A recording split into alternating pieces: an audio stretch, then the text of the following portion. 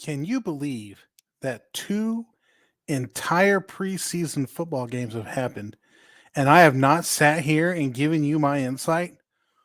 What the elf is that? You're listening to the What the Elf Was That podcast, an iconoclastic look at the latest Cleveland Browns news. The What the Elf Was That podcast is part of the Fanatical Elves podcast network, a part of the Fans First Sports Network. Here's your host, Joel Cade. All right, everybody, welcome to another edition of What the Elf Was That. That's right, we've had two whole preseason games, and I got so occupied with this Johnny Manziel thing last week that we didn't even talk about the Hall of Fame game. We've had two entire preseason games. So today we're going to catch up on that. I'm going to give you some thoughts about the offense, the defense, Cade York, a.k.a. Cade Yikes, out there kicking the ball. So, let's just jump in here 2 feet first and just examine what the elf is going on. So after two preseason games, we can come to the conclusion that in the Browns offense, offensive tackle is a mess. And I mean, it's a mess. Have you watched James Hudson? This guy is lost. I mean, I'm not saying he's like struggling. I'm saying he's lost. Now, I'm going to explain to you why exactly he's lost. So next time you pop on the TV and that guy James Hudson's out there, I want you to notice how far off the ball he lines up. So he's out there at left tackle, and the rule in the NFL to be on the line of scrimmage is that your helmet has to be in line with the center's butt cheek. That's the rule in a nutshell. If your helmet is on the line with the center's butt cheek, you are on the line of scrimmage. If your helmet is behind the center's buttocks, you are off the line of scrimmage. James Hudson is lining up off the line of scrimmage. Now, why does this happen? Okay, as an offensive tackle, particularly when it comes to pass blocking, this isn't happening on running plays. It's happening on pass plays. The offensive tackle has one job to do in the pass protection. Protect the quarterback. How do you do that? Well, the first rule is to create space. You want to create distance between you and the defender. So to do that, you get on the line of scrimmage, you kick step back to create space to make the defender run further. If you're struggling to create space, you just back up a little bit and back up a little bit and back up a little bit. But James Hudson takes this to a whole new level. Okay. He's so far back that he is literally causing penalties. Okay. Go back to the Hall of Fame game, and there were two formation penalties, illegal formation penalties, where there are too many people on the line of scrimmage. And you're like, wow, it's a Hall of Fame game. This crap happens. And for an extent, that does happen. But James Hudson is lined up so far back that he's literally not on the line of scrimmage. Then the tight end who wants to do a shift, a change in position, he's going from the right side to the left side, looks at the line of scrimmage ahead of him, says, okay, I need to be 1 yard off the ball, lines up. Now, but because James Hudson's so far off the ball and the tight end is attempting to line up off the ball, where James Hudson is lined up is on the line of scrimmage. So the tight end, thinking he's off the line of scrimmage, is actually considered on the line of scrimmage given James Hudson's alignment. So the wide receiver comes across, right? Does one of those little jet motion things, all right? And let's say he stops and lines up and gets set. At that point, he's looking at the tight end saying, okay, the tight end's off the line of scrimmage. I'm going to be on the line of scrimmage, and steps up. So now the referee, when the ball snapped, throws a flag.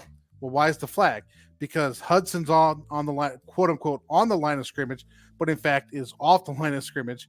The tight end thinks he's off the line of scrimmage, but because Hudson's so far back because he can't create space, he's actually considered on the line of scrimmage. Then the wide receiver is clearly on the line of scrimmage, and bam, you have too many people on the line of scrimmage, and you have a penalty. That happened twice in the Hall of Fame game. Twice, James Hudson lined up so far off the ball that he caused formation penalties. Now, that's how much of a mess he is. He knows that he cannot back up and create enough space to defend his quarterback, to block for his quarterback. So he's just backing up. And then when he does actually engage, defenders are coming off of him so fast that they still sack the quarterback. James Hudson's a mess. He's lost. He's completely lost. I can't see him making the team. In other related news, Jack Conklin apparently now is in concussion protocol after a joint practice with the Eagles.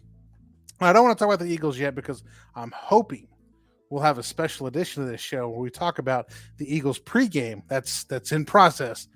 We'll see if we can get there. So with Jack Conklin in concussion protocol and James Hudson's clearly just lost in left field, we really have to hope that DeJuan Jones is ready to go here because yikes if James Hudson has to go out there. Wow. Other news on the offense, Elijah Moore. I've been saying for a while that Elijah Moore is pretty much going to be the backup running back. And that's pretty much what we've seen this preseason. Yeah, he wasn't in the Hall of Fame game, but against the Commanders, he came out, was in the backfield, playing that quote-unquote weapon position where you can be a running back, wide receiver, wing back, anything you got to be, anything you got to do, catch quick passes from the quarterback, be the safety guy, be the deep guy. He was doing all that in the preseason. So Elijah Moore is back there at running back. He also got a rib injury in week 2, but apparently he will be practicing today, which is Tuesday, August 15th, in the joint practices again with the Eagles, which got moved up from 5 p.m. to 1:45 p.m. to avoid bad weather. So good news is Elijah Moore is back. And this brings me to my last part, and that is Cade York, which I'm going to start calling Cade Yikes. I mean, what in the world? Actually, I can tell you what's going on with Cade Yikes, but first of all, the dude's first name is my last name. So I'm hoping at some point this guy can turn it around because Cade Yikes has got to do something, man. He's got to, keep my name from being, run through the mud, although some would tell you I do enough of that myself. But you got to keep my name from being run through the mud. So Cade Yikes has got to figure this crap out. So first of all, I'm not a fan of kickers. I've played with kickers, and I'm going to tell you for God's honest truth, if you watch the movie The Replacements, there's a kicker acts like a complete jerk. That's what kickers act like. Just go watch the movie The Replacements and watch that kicker. That is a pretty accurate description of what kickers are about. So I'm not a fan of kickers, but I know a good kicker can really be a game changer for you, which is why the Browns drafted Cade Yikes anyway, right? They're trying to get a guy who is super accurate from long distances and can make field goals. But what happened? Well, he got drafted to Cleveland, and that's not the kiss of death. The kiss of death happens is when the first thing reporters ask him about is, how do you want to kick in the weather? How do you want to kick in the weather? How are you going to kick in the weather? And then you're going to get, all these Browns fans like, let's get Phil Dawson to talk to Cade Yikes and see if we can get him figured out. And then Phil Dawson comes in and starts talking about, this is how you kick in the weather. This is how you kick in the weather. And all Cade Yikes can think about is, how do I kick in the weather? How do I kick in the weather? So we, God bless us, our media, fans, Phil Dawson, anybody else associated with the Cleveland kicking game, has gotten into this dude's head about kicking in the weather. And he'll tell it to you in press conferences. Last year, I was so worried about kicking in the weather. I can find you a reference if you guys want. That the weather's in the dude's head. It's just in his head. Now that we've, as obsessive Browns fans, have, pounded Cleveland weather into his head, we have screwed this kid up. Cade York is now Cade Yikes. And I hope he can turn it around. If not, because he's going to be a damn good kicker for some other team. It just won't be Cleveland because he's too freaked out about kicking in the weather. All right, Cade York, you got to figure this thing out, man. No more Cade Yikes. It's got to be Cade York. Either way, we got to do something with this Cade thing. Make it good. Make it good. All right, so I want to talk to you a little bit about the good stuff that's going on here at the Fanatical Elf Sports Network. We've got the Johnny Cleveland podcast, the Dog Pound South podcast, the Browns Blitz podcast. And you guys know I do a podcast with my man, Elliot Kennel, on football philosophy and rocket science. And we sit around and talk the crap about that. We're going to rebrand our podcast so that we can be more SEO friendly. And if you guys find that offensive, then I'm sorry. But we got to be SEO friendly Football Philosophy and Rocket Science apparently doesn't come up on searches, so we've got to change that name. But it's going to be awesome. It's going to be amazing. I'm hoping that Elliot and I can get a Eagles preview this week. So stick around for that stuff. All right, let's talk about the defense. I have been harping for the last since Schwartz was hired that the difference between a single gap and a double gap defense will be very noticeable as soon as it happens. And if you've been paying attention, you will have noticed something completely different about the Browns defense. No longer are people running upfield into the background while the running back runs right past them and for a huge gain. Now you see the defensive linemen swarming to the ball like a collective group of people, 11 people reading their keys, running to the ball and making a tackle. Has it been perfect? No, it has not been perfect. But is it better? Yes. A double gap defense that Schwartz has got going on here. Players are flying to the ball. So that's a good thing for us. And it's a completely different look than what we've seen the last 2 or 3 years where defensive linemen are running upfield with reckless abandon, having no idea what's going to happen. I'm just going to run through the B gap and I'm going to put my testicles in the C gap and run upfield. And that's a Greg Williams reference, by the way. Gonna run upfield, and then we're gonna figure out what happens. And if the guy just runs past me, he runs past me. I don't understand single gap defenses. They can be useful if you're under control. The Browns were not under control, and the Browns were crazy. So now that we're on to a good, in my opinion, defensive scheme in terms of defensive line play, and we're starting to see the fruits of that bear out. Who has been good in these games and who hasn't? I mean, I've watched these games. I'm going to tell you something. Tommy Togiai looks like he's at home. I mean, yeah, he's doing it against third stringers, but don't count this guy out. I'm ready to cut Tommy Togiai before the first game. Like, this guy's not going to make it. But Tommy Togiai has pretty much balled out this preseason. I can think of 2 or 3 plays off the top of my head where he fired in, read his key, made a play, got in the backfield, was attacking, and has actually done pretty good. Now, I'm still concerned for the guy because he has shorter arms, but he is really strong and he does a pretty good job of benching players off of him and getting off of offensive linemen. So he's playing the position very technically sound and is playing very well. Now, the question is, can he do that against the starters?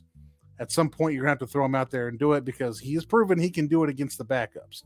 So at some point, you're going to have to throw him out there against some ones out there and see what he can do. I've been impressed with JOK, Jeremiah Owusu-Koramoah. You probably expected this with the Notre Dame thing, but yeah, you listen to my podcast, so deal with it. All right, JOK, Jeremiah Owusu-Koramoah. He's playing smarter. He's playing better, and he's staying healthy. It's amazing once you have defensive linemen that can actually protect linebackers, how linebackers can run free, make hits, make plays, and stay out of the IR. So I expect to see JOK have a pretty good season if he can avoid some injuries. But he's looking pretty good. Like him being able to run free, that guy can go from sideline to sideline, and he can pretty much find anybody and take anybody down. So I'm pretty excited for him. Other news on defense. What the elf is going on with Jordan Elliott? Why is everyone ready to cut Jordan Elliott? So the Browns go out and sign Shelby Harris. Great. I appreciate it. It's tremendous, right? You got a good player that can double gap that's actually been disruptive up front. Will be a great addition. I mean, I kind of feel for any offensive line that has to take on Myles Garrett, Darius Smith, Shelby Harris, Dalvin Tomlinson. I mean, that's not going to be a fun day for an offensive line. And I appreciate it as a Cleveland Browns fan. Let's go cause some havoc, right? But why does everybody just assume that as soon as you sign Shelby Smith, you're cutting Jordan Elliott? I think that Jordan Elliott's the big winner. Jordan Elliott, by the way, is listed as the first team starting right defensive tackle. Still, even though I think that's just because Shelby Harris probably isn't ready to play yet. But even then, I think Jordan Elliott's going to be the number 2. Jordan Elliott came out of Missouri, out of a double gap scheme defense. And Missouri, by the way, has one of the best defenses in college football every year, year in and year out. And the Browns picked up in the draft, I can't, name's eluding me, but defensive end out of Missouri to play defensive end. we get these people who can double gap schemes, and we put them in a single gap scheme and wonder why they suck. Well, because they're not intended to play that stuff, right? Let's let them do what they're supposed to do. Jordan Elliott has looked good this preseason. He's actually looked good.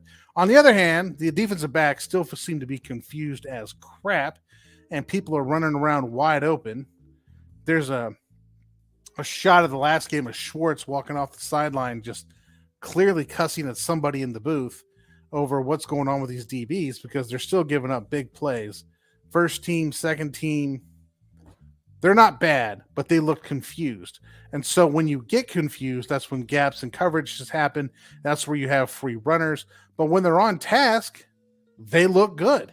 So I'm going to grade the Browns defense looking pretty good.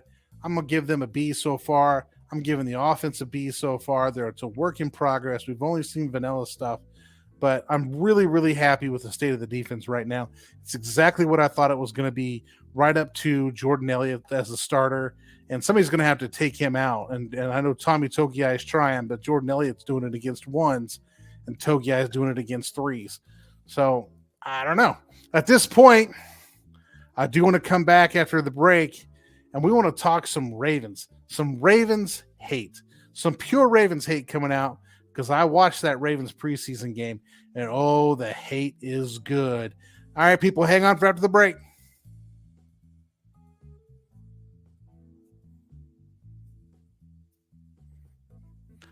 All right, everybody, visit our sponsors. Make us some money because God knows I need money. Don't we all? Don't we all need money? Don't we all? All right, because the Browns are playing the Eagles this weekend in a couple days here on Thursday night, I decided to go back and watch the Eagles preseason game. And it just so happened that the Eagles played the Ravens.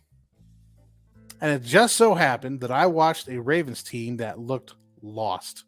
Now everybody's going to say, oh, they won the game. Yay. Yay, the Ravens have this idiotic streak of like a 25, 26 preseason games they've won in a row. Who gives a crap?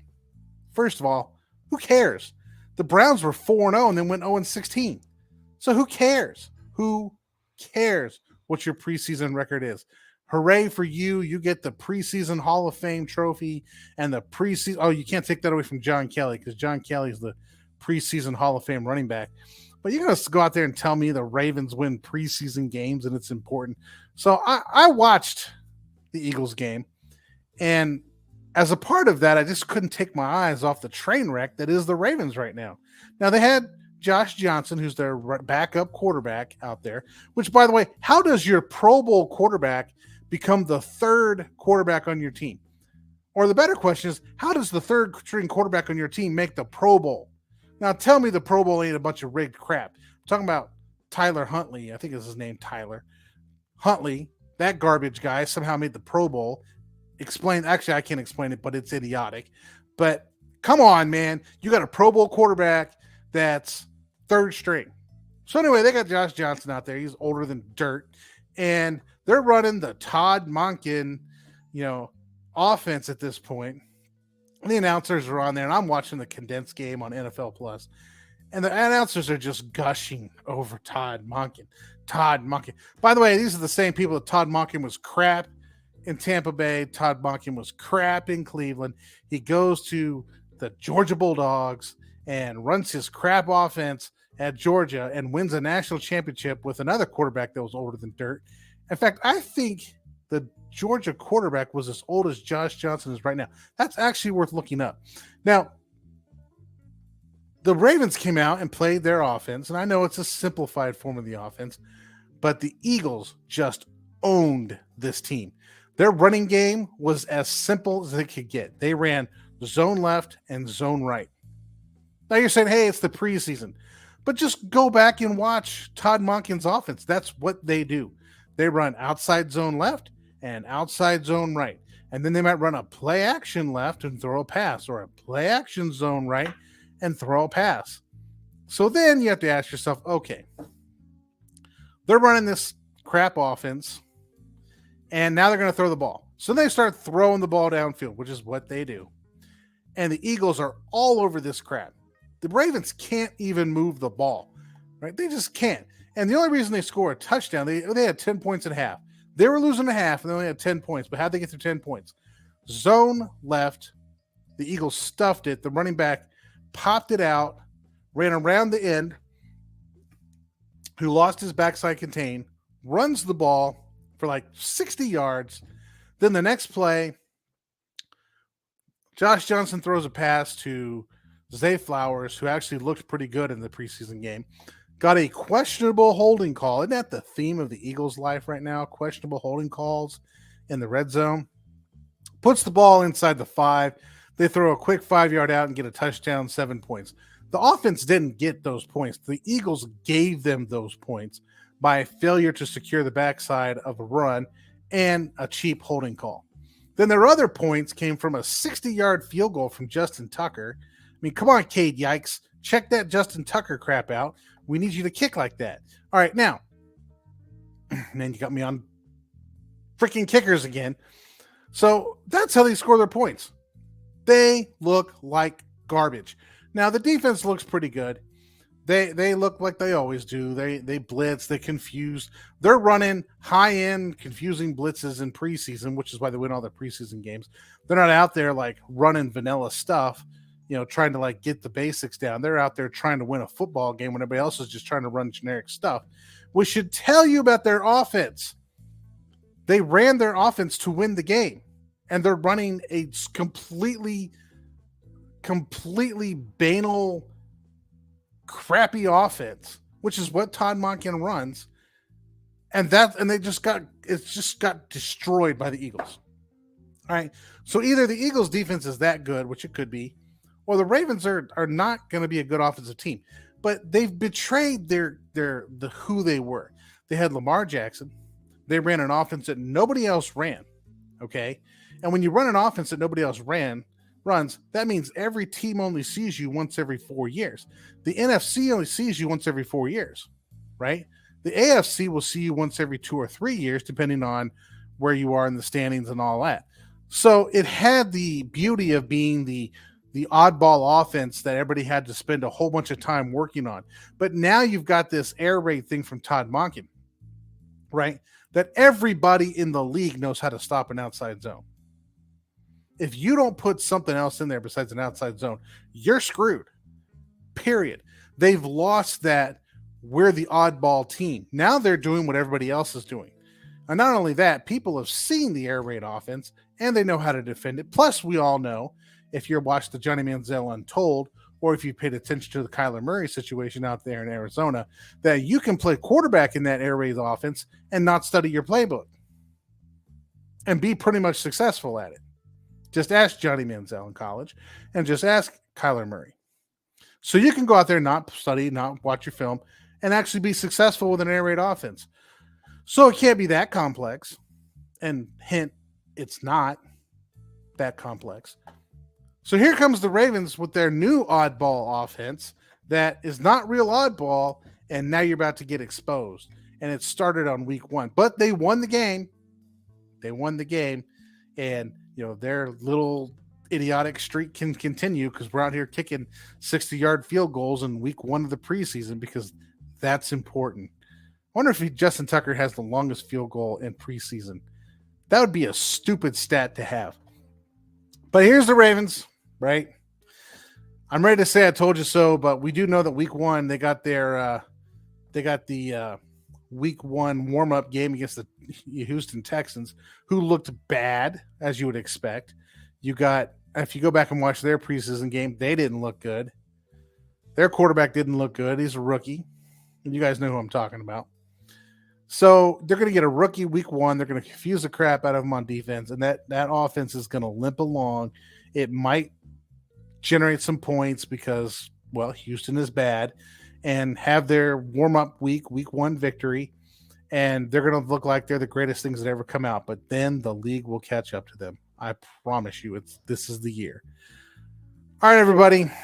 I don't have any Borg news this week. I think they've effectively hid and found a way to get inside their little Borg cubes and get inside those spherical things and fly all over the place and create corn patterns and crap out in London. So if you don't know what I'm talking about, look it up on the internet. Look up the cubes and the spheres and how they're flying all around, messing with our jet pilots and fighter planes, and how they're making crop circles and crap. So check that stuff out. But they're hiding. The Borg are in hiding. We're expecting something stupid to come out soon. So again, I would just encourage all of you to check out all of our podcasts on the Fanatical Love Sports Network, part of the Fans First Sports Network. Elliot and I will be on probably tomorrow with another edition of Football Philosophy or Rocket Science, or will it be our new brand? Depends on how lazy I am before tomorrow. All right, got the Eagles this Thursday. Got to be a good game on Thursday, so check that out, and I'll have more opinions for you coming at that time. Thank you for listening to the What the Elf Was That podcast. Please like, subscribe, and tell all your friends to give a listen. You can follow host Joel Cade on Twitter at The Left Guard.